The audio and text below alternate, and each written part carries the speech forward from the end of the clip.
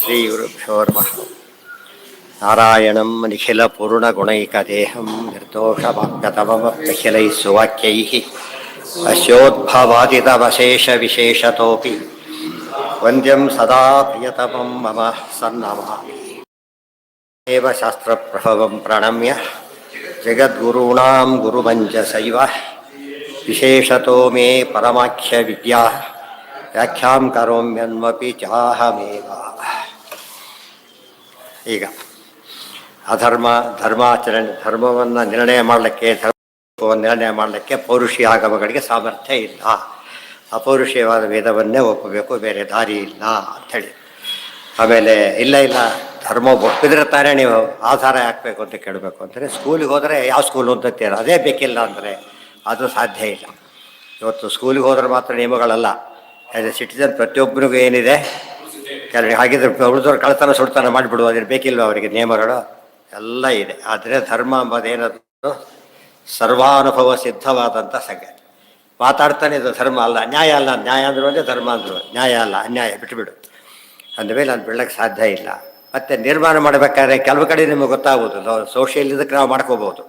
ಆದರೆ ಅದೃಷ್ಟ ವಿಚಾರದ ಬಗ್ಗೆ ನಿರ್ಣಯ ಮಾಡಿಕೊಡ್ತಕ್ಕಂಥ ಶಕ್ತಿ ಯಾವುದಕ್ಕಿಲ್ಲ, ಪ್ರತ್ಯಕ್ಷಕ್ಕೆ ಅನುಮಾನಕ್ಕೆ ಇಲ್ಲ. ಆದ್ದರಿಂದ ಆಗಮವೇ ಪ್ರಮಾಣ. ಅಂತ ಆಗಮ ಏನಾಗಬೇಕು, ಅಪೌರುಷವೇ ಆಗಬೇಕು, ಇಲ್ಲದವರೆ ಸರಿಯಲ್ಲ. ಮತ್ತು ಅರ್ಥ ಮುಂದೆ ತಿಳಿಬೇಕು, ಅದು ಮುಂದಿನ ಪ್ರಶ್ನೆ.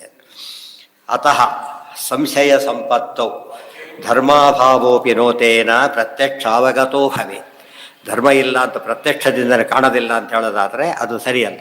ಇವತ್ತು ಪ್ರತ್ಯಕ್ಷ ಕಾಣದೇ ಇರೋವಷ್ಟು ಎಷ್ಟೋ ಇದೆ, ಅದರಲ್ಲಿ ಅಲ್ಲಿ ತುಂಬ ಹೇಳಿದ್ದಾರೆ. ಇಲ್ಲಿ ಮುಖ್ಯ ಪಾಯಿಂಟ್ ಹೇಳಿಬಿಡ್ತಾರೆ. ಅವರಿಗೆ ಧರ್ಮ ಇಲ್ಲ ಅಂತ ಹೇಳಬೇಕಾದ್ರೂ ಕೂಡ ಅವ್ರಿಗೆ ಏನು ಬೇಕು, ಅದು ಆಗಮದ ಆಧಾರ ಬೇಕು. ಆಗಮದ ಆಧಾರ ಬಂದಾಗ ಧರ್ಮ ಇಲ್ಲ ಅಂತ ಆಗೋದೇ ಇಲ್ಲ. ಇಲ್ಲದವ್ರೆ ಏನಾಗೋದಿಲ್ಲ, ಅವ್ರು ಯಾವ ರೂಲ್ಸು ಫಾಲೋ ಮಾಡೋದ್ರೆ ಕೆಲಸ ಕೊಡೋದಿಲ್ಲ ಅಂತ ಹೇಳ್ತಾರೆ. ನೀನು ನಾಸವು ಸಮಯಿ, ಯಾವುದಕ್ಕೆ ಸೇರೋದಿಲ್ಲ, ನೀನು ವಾದಿ ಗುಂಪಿಗೆ ಸೇರೋದೇ ಇಲ್ಲ, ಆದ್ದರಿಂದ ರಿಜೆಕ್ಟೆಡ್, ನೀನು ಕೆಲಸ ರಿಜೆಕ್ಟೆಡ್.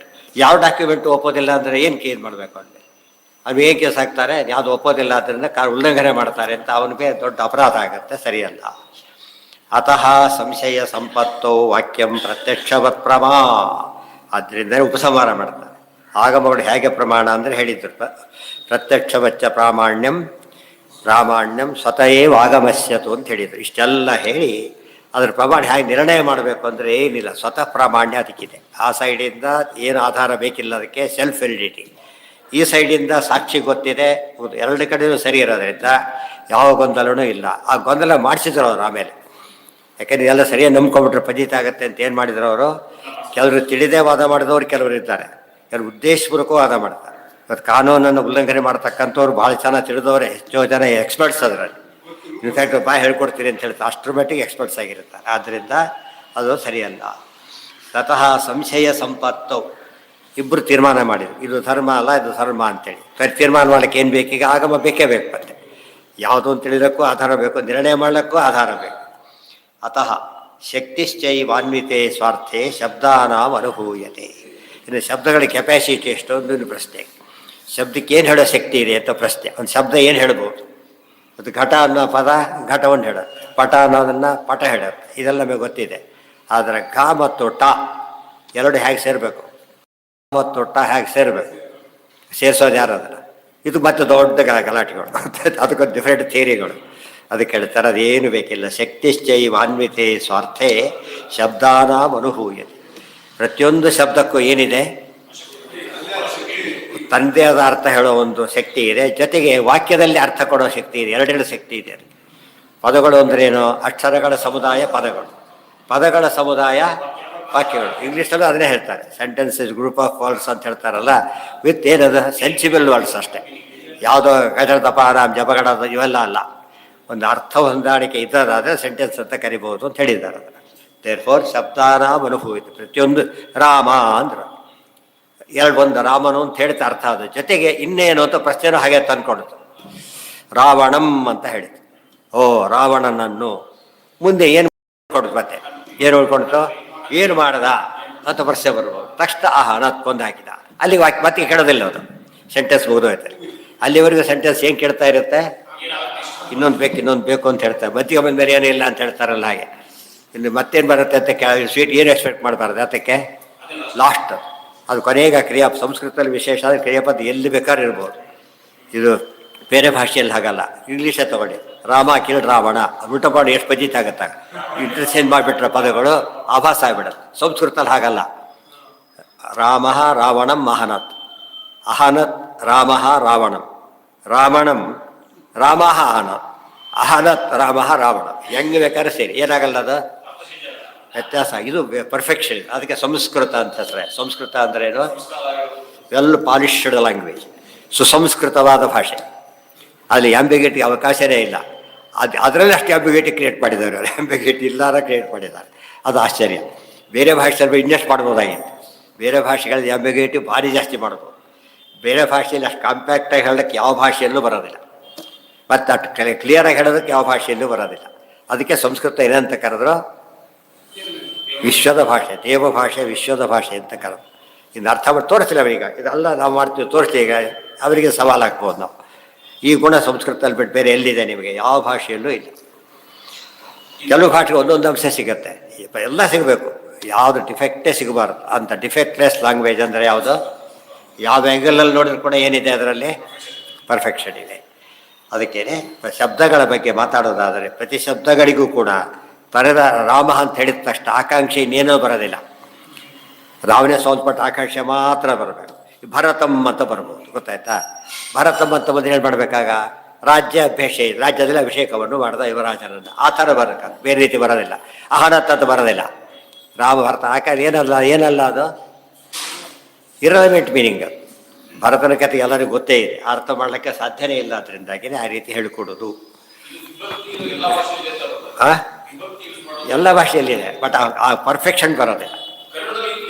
ಇದೆ ಅದೆಲ್ಲ ಸಂಸ್ಕೃತದ ಪ್ರಭಾವದಿಂದ ಬಂದಿತ್ತು. ಜೊತೆ ಈ ಪರ್ಫೆಕ್ಷನ್ ಬರೋದೇ ಇಲ್ಲ. ಬರೀ ಹ್ಯಾಂಗೆ ಉಳ್ಕೊಂಡ್ಬಿಡುತ್ತೆ. ಅದಕ್ಕೆ ಅದು ಮೀನಿಂಗ್ಲೆಸ್ ಅಂತ ಹೇಳ್ತಾ ಇಲ್ಲ. ಬೇರೆ ಭಾಷೆಗಳೆಲ್ಲ ಅರ್ಥಶೂನ್ಯ, ನಿರರ್ಥಕ ಅಂತ ಅರ್ಥ ಅಲ್ಲ. ಅದು ಸಂಸ್ಕೃತದ ಒಂದು ಪರ್ಫೆಕ್ಷನ್ ಇದೆಯಲ್ಲ, ಅದು ಇವತ್ತು ಇಂಗ್ಲೀಷ್ಗೆ ಆ ಸ್ಥಾನ ಕೊಟ್ಟಿದ್ದಾರೆ ಅವರು. ಇಂಗ್ಲೀಷ್ ಎಲ್ಲಿ ಬೇಕಾದ್ರೆ ಇಂಗ್ಲೀಷ್ ಗೊತ್ತೇ, ಎಲ್ಲಿ ಬೇಕಾದ್ರೆ ಹೋಗೋದು ತಿಳ್ಕೊಂಡ್ಬಿಟ್ಟಿದ್ದಾರೆ. ಆದರೆ ಬೇರೆ ಲೋಕಕ್ಕೆ ಬರಲ್ಲ. ಅದರಿಂದ ಸಂಸ್ಕೃತ ಬಂದರೆ ಯಾವ ಲೋಕದಲ್ಲಿ ಬೇಕಾದ್ರೂ ವ್ಯವಹಾರ ಮಾಡ್ಬೋದು. ಕಂಪ್ಯಾಟ್ ಇವತ್ತು ನೋಡಿ, ನಮಗೆ ಸಾವಿರಾರು ವರ್ಷಗಳ ಹಿಂದಿನ ಕನ್ನಡ ಇವತ್ತು ಅರ್ಥನೇ ಆಗೋದಿಲ್ಲ. ಹೇಳ್ತಾರೆ ಏನೇನು ಕೆಲಸ ಗೋಡೆ ಅಂತಾರಲ್ಲ, ಕನ್ನಡನೇ ಅದ. ಬರ್ತಾ ಸುಮಾರು 100 ವರ್ಷದಿಂದ ಕನ್ನಡ ಓದಿದ್ರು ಕೂಡ ಇವತ್ತು ತುಂಬ ವ್ಯತ್ಯಾಸ ಇದೆ. ಆ ಬರಿಬೇಕಾದ್ರೆ ಒಂದು ಅನ್ನೋದಕ್ಕಾದ್ರೆ ಒಬ್ಬ ರಾಜ ಈ ಸ್ಟೈಲಲ್ಲೇ ಬರಿತಾ ಇದ್ರು. ಇವರು ತಮ್ಮ ಮಗ ಅಂತ ಹೇಳೋದಿಲ್ಲ. ಇಂಥವ್ರಿಗೆ ಗರ್ಭಾಂಬುದಿಯಲ್ಲಿ ಚಂದ್ರನಂತೆ ಉದಿಸಿದ ಈಗೆಲ್ಲ ಹೇಳೋ ಪದ್ಧತಿ ಇತ್ತು. ಅವೆಲ್ಲ ಹೊರಟೋಯ್ತು. ಈಗ ಏನು ಬಂತು?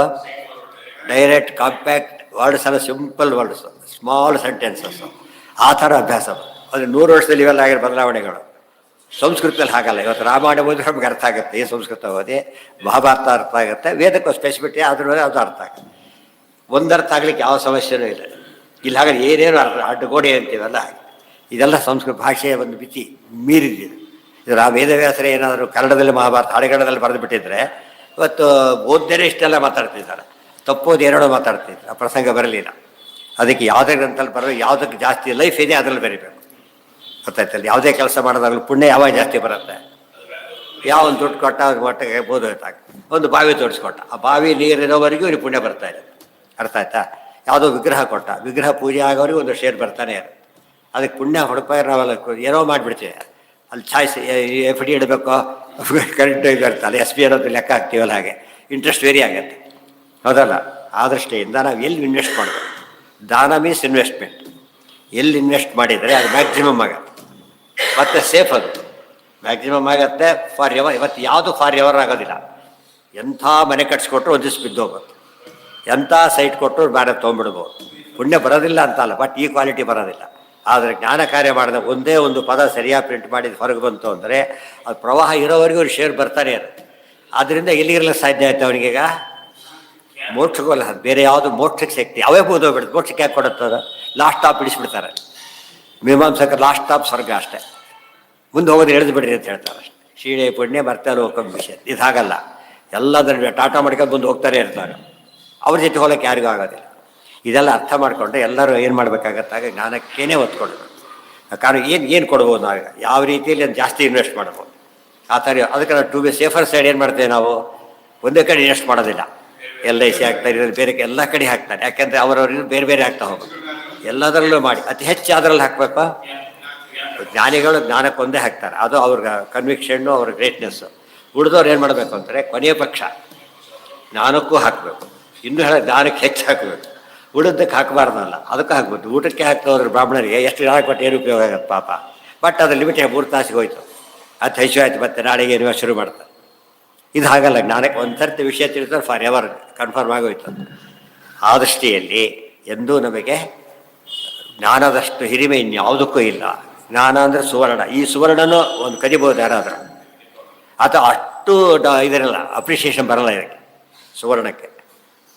BSc 2 ವರ್ಷ ಹೆಚ್ಚು ಓದಿದ್ದಕ್ಕೆ ಎಷ್ಟು ಡಿಫ್ರೆನ್ಸ್ ಆಗುತ್ತೋ ಅದು ಕೆಲಸ ಅವನಿಗೆ ನಂಬಲಿಕ್ಕೆ ಸಾಧ್ಯ ಇಲ್ಲ.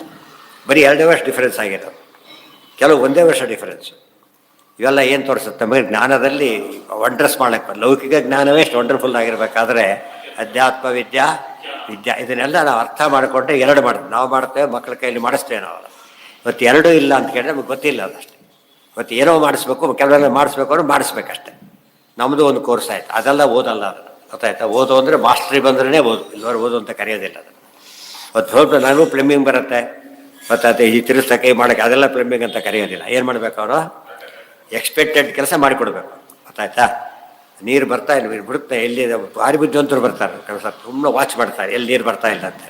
ಸುಮ್ಮನೆ ಕಿತ್ಕೋತ ಕೊಡೋದಿಲ್ಲ ಅವರು, ಹುಡುಕ್ತಾರೆ ಕಡೆ ಎಲ್ಲಿ ತಕ್ಷಣ ಹುಡುಕಿ ಎಲ್ಲ ಕೆಟ್ಟು ಮಾಡ್ತಾರೆ. ಅದು ಆಲ್ಟ್. ಅದು ಅವ್ರಿಗೆ ಟೈಮ್ ಹೊಡಿಯುತ್ತೆ, ಇನ್ನೂ 10 ಕೆಲಸ ಮಾಡೋದು ಬೇರೆ ಕಡೆ ಹೋಗಿ. ಇಡೀ ದಿವಸದೆಲ್ಲ ಕುಟ್ಕೋತ ಕೂತ್ಕೊಂಡ್ರೆ ಅವ್ರಿಗೆ ಇವರು ಟೈಮ್ ಭಾಳ ಅವ್ರಿಗೆ. ಅದಕ್ಕೆ ಏನು ಮಾಡೋರು ಏನು ಮಾಡಬೇಕು, ಯಾವಾಗಲೂ ಕೂಡ ಅಥಾರಿಟೇಟಿವ್ ಆಗಿ ತಿಳ್ಕೊಳ್ಳೋ ಪ್ರಯತ್ನ ಮಾಡಬೇಕು. ಅದು ಪ್ರಮಾಣ ಶಾಸ್ತ್ರ ಎಷ್ಟು ಹೆಲ್ಪ್ ಮಾಡುತ್ತೆ ಅಂದರೆ, ಅದು ಬಿಟ್ಟರೆ ಶೇಕಿ ನಾಲೆಡ್ಜ್ ಆಗುತ್ತೆ. ಪ್ರಮಾಣ ಇದು ಯಾವಾಗಲೂ ಬಳೆ ಹೊಡೆದಾಗಲೂ ಕೂಡ ಅಲ್ಲಾಡ್ಸಿ ನೋಡ್ತಾರೆ, ಹಿಡಿತು ನಿಂತ ಇಲ್ಲುತ್ತಾರೆ, ಹೊಡೆದೊಡ್ದು ಇದು ಅಲ್ಲಾಡ್ತು ಮತ್ತೆ ಹೊಡಿತಾನೆ ಇರ್ತಾರೆ. ಅದಕ್ಕೆ ಅದೇ ಫೌಂಡೇಶನ್, ಗೋಡೆನೇ ಫೌಂಡೇಶನ್. ಅದು ಆ ಒಂದು ಎತ್ತರ ಬರದ ಹೋದರೆ ಏನೂ ಉಪಯೋಗ ಇಲ್ಲ. ಅಥೋ ಅನ್ವಿತಾಭಿಧಾಯಿತ್ವಂ ಗೌರವಂ ಕಲ್ಪನೆ ಅನ್ಯಥಾ. ದೇರ್ಫೋರ್ ಇದನ್ನು ಒಪ್ಪಲೇಬೇಕು ನೀವು. ಶಬ್ದಗಳಿಗೆ ಆ ಶಕ್ತಿ ಇದೆ ಅಂಥೇಳಿ. ಇಲ್ಲದೆ ಹೋದ್ರೆ ಶುರುವಾಯ್ತು ಮತ್ತೆ ಕಲ್ಪನೆ ಗೌರವ. ಏನು ಗೌರವ ಅಂದರೆ ಕಲ್ಪನಾ ಗೌರವ. ಏನು ಹೇಳ್ತಾ ಹೋಗ್ಬೇಕು, ಅದು ಎಂಡ್ಲೆಸ್, ಕೊನೆಗೆ ಅನವಸ್ಥ. ಅದ್ರ ಮೊದಲು ಕಲ್ಪನಾ ಗೌರವ, ಕೊನೆಗೆ ಎಂಡ್ಲೆಸ್ ಅನವಸ್ಥ. ಇಷ್ಟು ಹೇಳಿ ನಚಾಶಕ್ತ್ಯಾಭಿಧಾಯಿತ್ವ ಪ್ರವೃತ್ತಿಶ್ಚ ದ್ವಿಧಾ ಅನ್ಯಥಾ. ಮತ್ತೆ ಹೇಳ್ತಾರೆ ಏನಿದೆ, ನಚ ಅಶಕ್ತಿ ಅಂದರೆ ಈ ಅಶಕ್ತಿ ಅಲ್ಲ.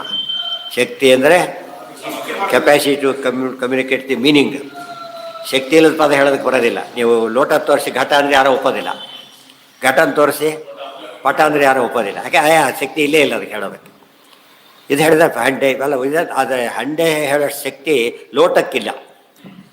ಸ್ವಲ್ಪ ಹೇಳುತ್ತೆ ಅಷ್ಟೇ ಹೊರತು ಏನಿಲ್ಲ ಅದಕ್ಕೆ.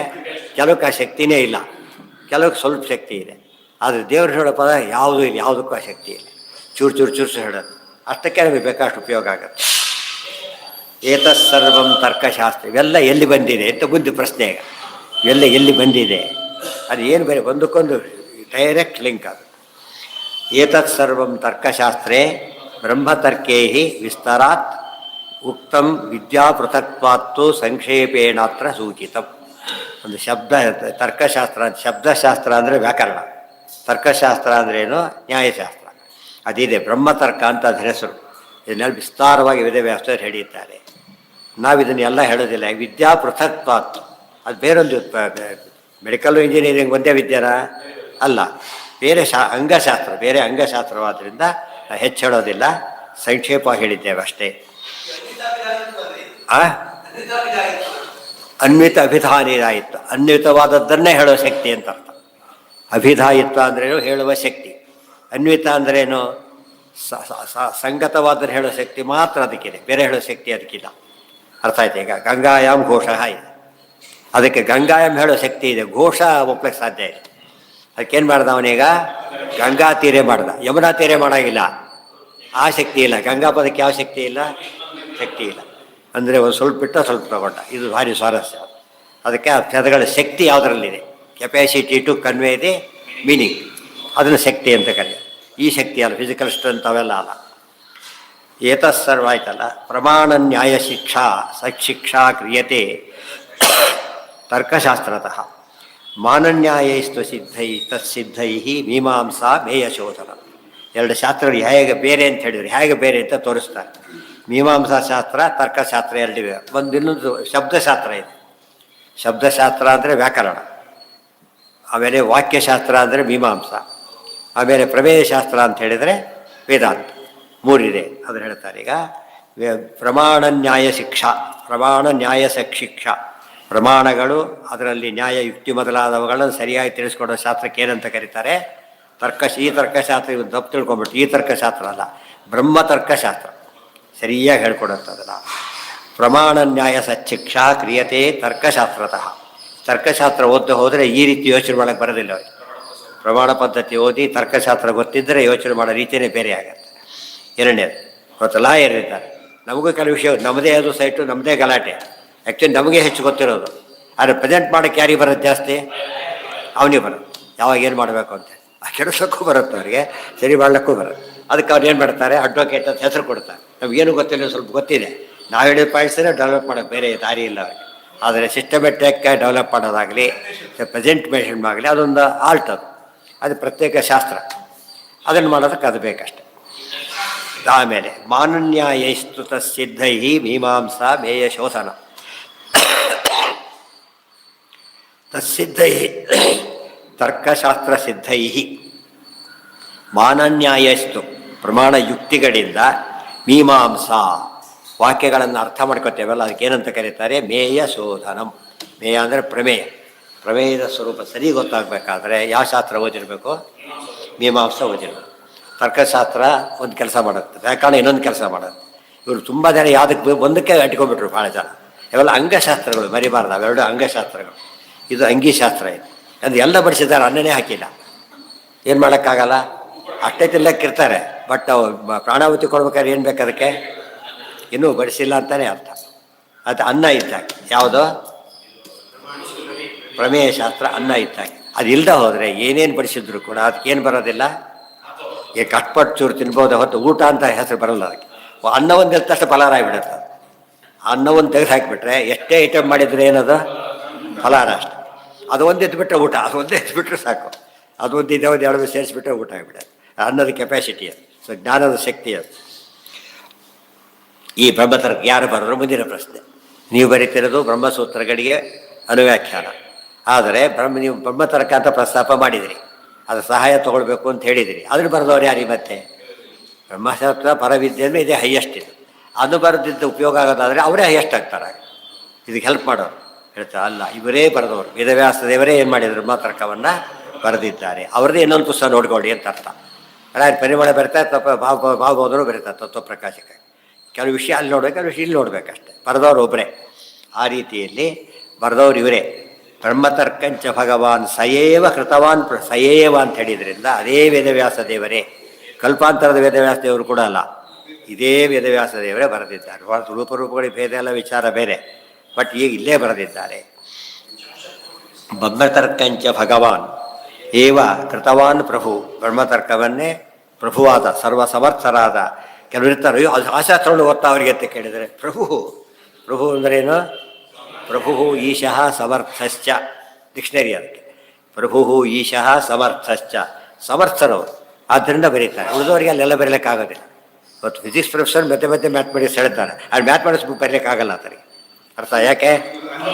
ಅದನ್ನೇ ಶಾಸ್ತ್ರವಾಗಿ ಓದಿಲ್ಲ ಅವರು. ಇಲ್ಲಿ ಅಪ್ಲೈಡ್ಸ್ ಕೆಲವು ವಿಷಯ ಮಾತಾಡ್ಬೋದೇ ಹೊರತು ಪೂರ್ತಿ ಮಾಡೋಕ್ಕೆ ಬರೋದಿಲ್ಲ. ಅವ್ರು ಹಾಗಲ್ಲ. ಪ್ರಭು ಆದ್ದರಿಂದ ಏನು ಬೇಕಾದ್ರೂ ಮಾಡಲ್ಲ.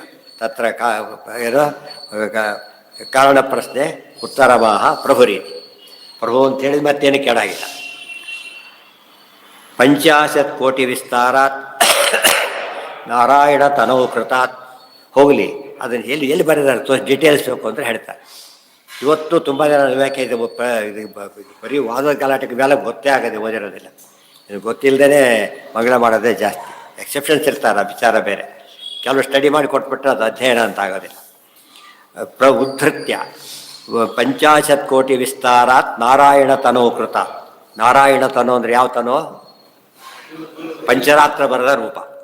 ಪಂಚರಾತ್ರಸ್ಯ ಕೃಷ್ಣಸ್ಯ ವಕ್ತ ನಾರಾಯಣ ಪ್ರಭು.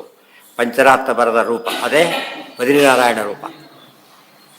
ಮೂರ್ತಿದೇವಿ ಮತ್ತು ಯಮಧರ್ಮರ ಪುತ್ರ ರೂಪ. ಆ ರೂಪದಿಂದನೇ ವೇದವ್ಯಾಸದವರು ಏನು ಮಾಡಿದರು? ಹೌದು, ಪಂಚರಾತ್ರ ಬರದ ರೂಪದಿಂದನೇ, ಅದೇ ನಾರಾಯಣ ರೂಪದಿಂದನೇ ವೇದವ್ಯಾಸ ರೂಪ ಬರೆದಿದ್ದಲ್ಲ, ನಾರಾಯಣ ರೂಪದಿಂದ ಬರೋದು. ಮತ್ತೆ ಕಣ್ಣು ಲಿಂಕ್ಸ್ ಸಿಗ್ತದೆ. ಮತ್ತೆ ಅದೆಷ್ಟದು ಗೊತ್ತಾ? ದೊಡ್ಡದು 50 ಕೋಟಿ ಶ್ಲೋಕಗಳು. 50 ಕೋಟಿ. ಅದರಲ್ಲಿ ಒಂದು ಶ್ಲೋಕನೂ ಓದ ಬೇರೆ ತರ್ಕಶಾಸ್ತ್ರ ಆಗುತ್ತೆ ಅದು. ಓದಲ್ಲಿ ಟೆಕ್ಸ್ಟ್ ಬುಕ್ಕೇ ಅಲ್ಲ, ಟೆಕ್ಸ್ಟ್ ಬುಕ್ಕೇ ಅಲ್ಲ, ಬಾಯ್ಪಾಠ ಮಾಡಿದ್ದಾರೆ, ಟೆಕ್ಸ್ಟ್ ಬುಕ್ಕೇ ಅಲ್ಲ ಅದು.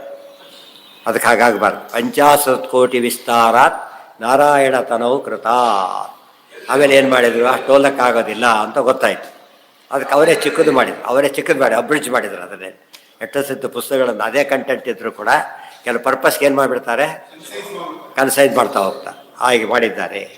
ಉದ್ಧತ್ಯ ಪಂಚಸಹಸ್ರಂ 50 ಕೋಟಿಯಲ್ಲಿ 5,000 ಶ್ಲೋಕ ಮಾತ್ರ ತೆಗೆದು, 50 ಕೋಟಿಯಲ್ಲಿ 5,000 ಮಾತ್ರ ಶ್ಲೋಕ ತೆಗೆದುಬಿಟ್ಟು ಕೃತವಾನ್ ಬಾದರಾಯಣ ವೇದವ್ಯಾಸ ದೇವರು ಮಾಡಿದ್ದಾರೆ. ನಾರಾಯಣ ರೂಪ, ವ್ಯಾಸ ರೂಪ, ಬ್ರಹ್ಮತರ್ಕ, ಪಂಚರಾತ್ರ ಎಷ್ಟು ವಿಶೇಷ ಸೇರಿಕೊಂಡಿದೆ ಅದನ್ನು. ಪಂಚರಾತ್ರ ಎಷ್ಟಿದೆ? ಶತಕೋಟ್ಯ ಪಂಚರಾತ್ರ 50 ಕೋಟಿ ಇದೆ. ಬ್ರಹ್ಮತರ್ಕ ಅಷ್ಟಿದೆ. ಅಷ್ಟೆಲ್ಲ ಗ್ರಂಥ ಓದಕ್ಕೂ ಆಗ ನಮಗೆ ನಾವು ಏನು ಭಾರಿ ಓದಿದ್ದೇವೆ ಅಂತ ತಿಳ್ಕೊಳ್ಳೋದು ಸುಳ್ಳು ಅಂತ ಆಗ್ಬಿಡೋದು. ಭಾರಿ ಓದಿದ್ದೇವೆ ಅಂತ ಹೇಳಿದ್ರೆ ಏನರ್ಥ? ಅದಕ್ಕೆ ಹುಚ್ಚುತನ ಅಂತ. ಭಾರಿ ಓದಕ್ಕೆ ಸಾಧ್ಯನೇ ಇಲ್ಲ. ಯಥಾಶಕ್ತಿ ಓದಿದ್ದೇವೆ, ಅದು ಕೂಡ ಎಷ್ಟು ಅಂತ ಹೇಳಕ್ಕೆ ಬರೋದಿಲ್ಲ. ಗೊತ್ತಾಯ್ತಿಲ್ಲ? ಸಂಬಂಧಪಟ್ಟ ಪ್ರಸಂಗ ಬಂದಾಗ ಗೊತ್ತಾಗಬೇಕು ಅಷ್ಟೇ ಹೊರತು ನಾವು ಅದಕ್ಕೆ ಟೀಕಾರ ಒಂದು ಶಬ್ದಾಬ್ಧವು ಗಾಢ ಅದೆಲ್ಲ ನಮಗೆ ಗೊತ್ತಿಲ್ಲ ಅಂತ ಹೇಳಿದರೆ ಅದು ಅರ್ಥನೇ. ಗೊತ್ತಿಲ್ಲ ಅಂತಲ್ಲ, ಆಚಾರ್ಯ ವರ್ಷ ಗೊತ್ತಿಲ್ಲ, ನಮಗೆ ಗೊತ್ತಿಲ್ಲ. ಒಬ್ಬ ಸ್ಪೆಷಲಿಸ್ಟ್ ಡಾಕ್ಟ್ರಿಗೆ ಗೊತ್ತಿರೋಷ್ಟು ಬರೀ ಫಿಸಿಷನ್ಗೆ ಗೊತ್ತಿರುತ್ತಾ? ಫಿಸಿಷನ್ಗೆ ಎಷ್ಟು ಗೊತ್ತಿರುತ್ತೆ? ಈ ವಿಷಯಕ್ಕೆ ಅವ್ರಿಗೆ ಕಾಂಟ್ಯಾಕ್ಟ್ ಮಾಡೋಕ್ಕೂ ಉತ್ತರ ಸಿಗುತ್ತೆ. ಇಷ್ಟೆಲ್ಲ ಹೇಳ್ತಾರೆ ಹೊರತು ಅದೇ ಬಂದಿದ್ರೆ ಇವಾಗ ಕಳಿಸ್ತಾನೆ ಇದ್ದಿಲ್ಲ ಬೇರೆ ಕಡೆಗೆ. ಅದು ಗೊತ್ತಿದೆ, ಆದರೆ ಎಷ್ಟು ಗೊತ್ತಿಲ್ಲ ಅಂದರೆ ಎಕ್ಸ್ಪರ್ಟೈಸ್ ಇಲ್ಲ. ಅದು ವೇದವ್ಯಾಸರು ಹಾಗಲ್ಲ, ಆ ರೀತಿ ಬರೆದಿದ್ದಾರೆ. ಇದೆಲ್ಲ ಎಷ್ಟು ಇಂಪಾರ್ಟೆಂಟ್ ನೋಟ್ಸ್ ಗೊತ್ತಾ? ಇದು ಪ್ರಮಾಣ ಪದ್ಧತಿ ಸೇರಿಸ್ಕೊಂಡೇ ಓದಬೇಕಿದ್ರು. ಟೀಕಾರ ಯಾಕೆ ಬರೆಯೋದಿಲ್ಲ ಅಂತ ಕೇಳಿದ್ರೆ ಅದನ್ನೇ ಓದೋದಿಲ್ಲ ಅಂತ ಗೊತ್ತಿರೋದ್ರಿಂದ ಬರೆಯೋಕ್ಕೆ ಹೋಗಲಿಲ್ಲ. ಇವೆಲ್ಲ ಸೇರಿಸಿಬಿಟ್ಟಾಗ ಪ್ರಮಾಣ ಪದ್ಧತಿನ ಫುಲ್ ಆಗುತ್ತೆ, ಪ್ರಮಾಣ ರಕ್ಷಣೆ ಫುಲ್ ಆಗುತ್ತೆ.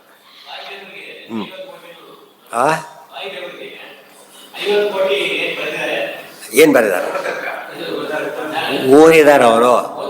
ಓದಿದ್ದಾರೆ. ಅದೆಲ್ಲ ಬಾಯಿ ಬರುತ್ತೆ ಅವರಿಗೆ. ಎವ್ರಿ ಟೈಮ್ ಬರುತ್ತೆ. ನೀವು ನಾಳೆ ಹೇಳ್ತೀನಿ, ಆಮೇಲೆ ಹೇಳ್ತೀನಿ, ಅವ್ರ ಹತ್ರ ಇಲ್ಲ. ಈಗ ನೀವು ತಿಳ್ಕೊಳ್ಳೋ ಶಕ್ತಿ ಇದ್ರೆ ನಡಿ ಈಗಲೇ. ಅರ್ಥ ಆಯ್ತಾ? ಆಗ ನಾವು ಆಚಾರ್ಯ ಎಷ್ಟು ದೊಡ್ಡವರು ಅಂತಿದ್ದು ಅವಾಗೆಲ್ಲ ಅವರು ಒಬ್ಬರು ಆಚಾರ್ಯ ಅಷ್ಟೇ. ನಮ್ಮ ಜನ ತುಂಬ ದಿನ ತಿಳ್ಕೊಂಡಿರೋದು ಅಷ್ಟೇ. ಅವ್ರು one of the Acharya sir. ಸ್ವಲ್ಪ ಬೆಟ್ರ್ ಅಷ್ಟೇ, ಸ್ವಲ್ಪ. ಅದಕ್ಕೂ ಭಾರಿ ದೊಡ್ಡದೇನಲ್ಲ. ಈ ಥರ ಭ್ರಮೆ ಇದೆ.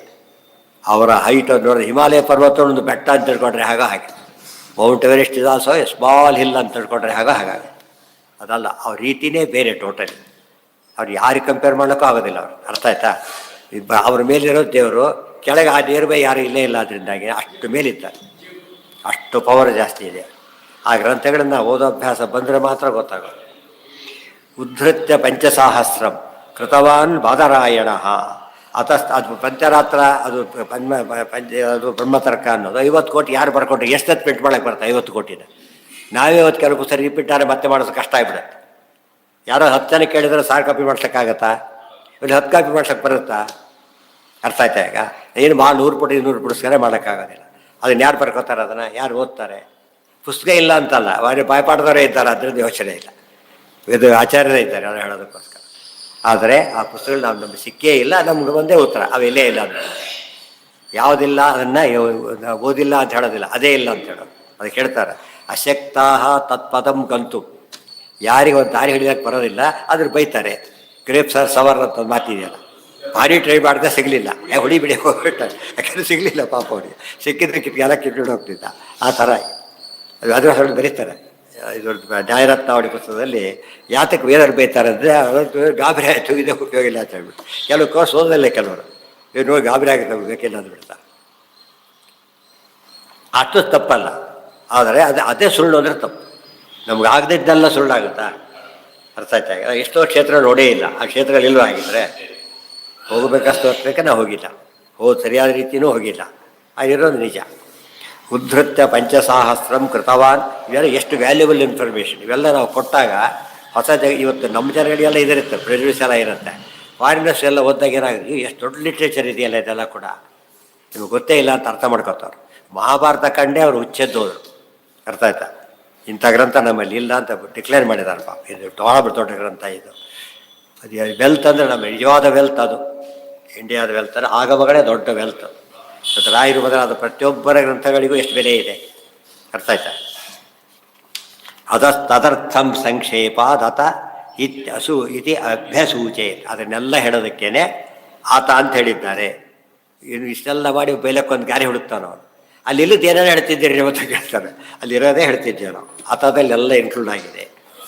ಇಷ್ಟರ್ಥ ಯಾರು ಯೋಚನೆ ಸುಮ್ಮನೆ ಬರ್ತಿದ್ದೆ ಹೊರತು 4 ಪುಟ ಓದೋಗ್ಬಿಡುತ್ತೆ ಅವರು. ನಾವು ಜಿಜ್ಞಾಸಾದಿ ಹೊರಡಕೊಂಡೇ ಸುಮಾರು 5,000 ಪುಟ ಆಗಿದೆ. ಪ್ರಿಂಟ್ ಮಾಡಿಸಿದಾರಲ್ಲ 5,000 ಜಿಜ್ಞಾಸಾದಿ ಕನ್ನಡ ಒಂದೇ 5,000 ಪುಟ ಆಗಿರೋದು. 6 ಟಿಪ್ಪಣಿ ಸಮೇತ. ಅದು ಕೂಡ ಎಷ್ಟು ದೊಡ್ಡದಿರ್ಬೇಕು. ಸಾವಿರಾರು ಪುಟಗಳ ಸಾಹಿತ್ಯ ಅದ್ರ ಒಂದೇ ಸೂತ್ರದ ಮೇಲೆ. ಆಶ್ಚರ್ಯ ಅದು. ಎಷ್ಟು ಡೆಪ್ತ್ ಇರಬೇಕು. ಬೇರೆ ಕಡೆ ಯಾರೂ ಆ ಥರ ಯೋಚನೆ ಮಾಡಿಲ್ಲ.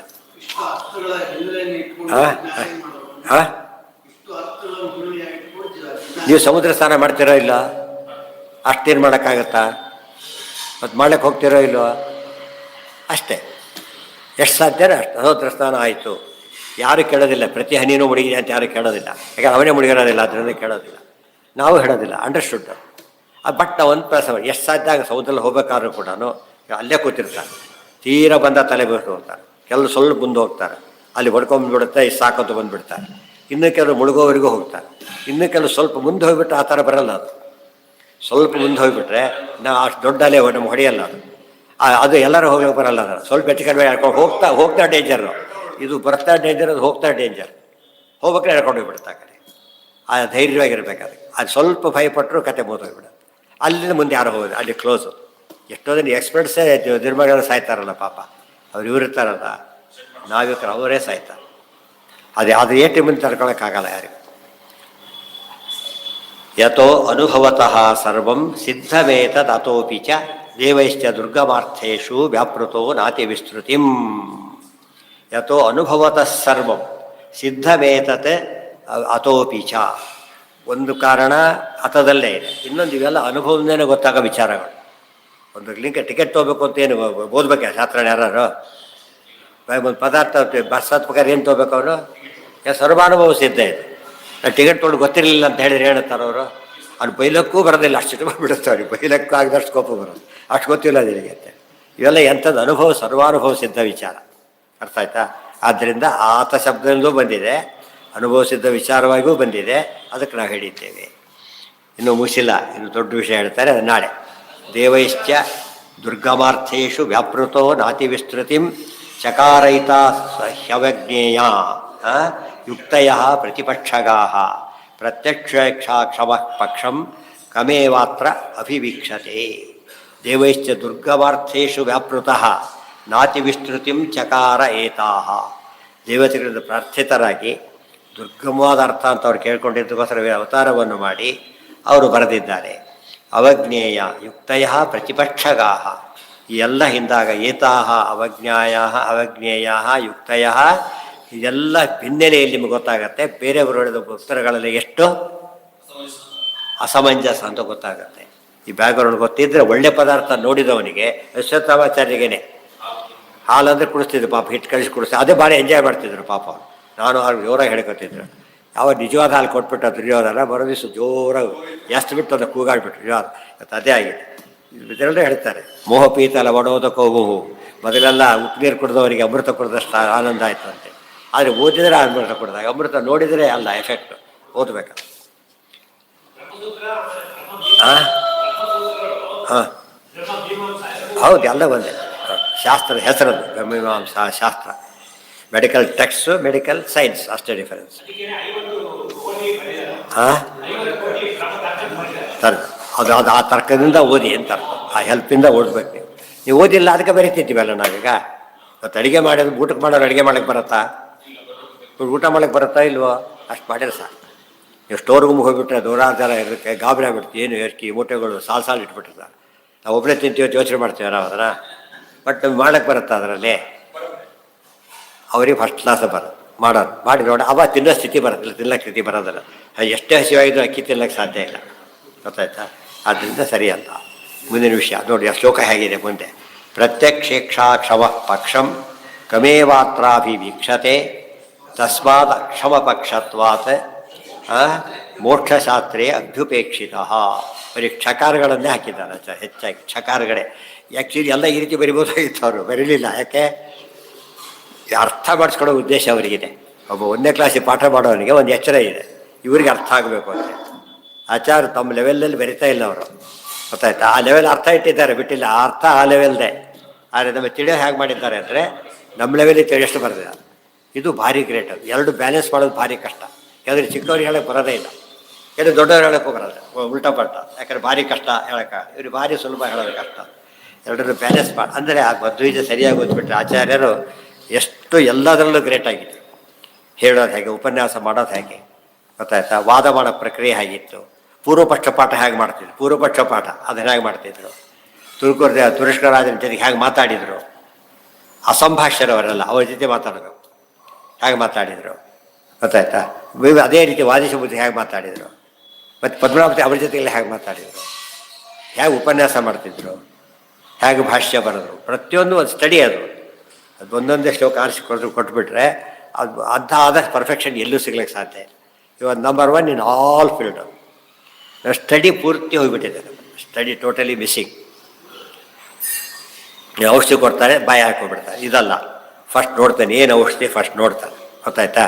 ಎಷ್ಟು ಅದಕ್ಕೆ ಎಷ್ಟಿದೆ, ಏನು ಮಾಡಬೇಕು, ಯಾತಕ್ಕಿದೆ, ಕೆಲಸ ತಪ್ಪಾಗಿ ಸಿಕ್ಬಿಡುತ್ತಾನೆ.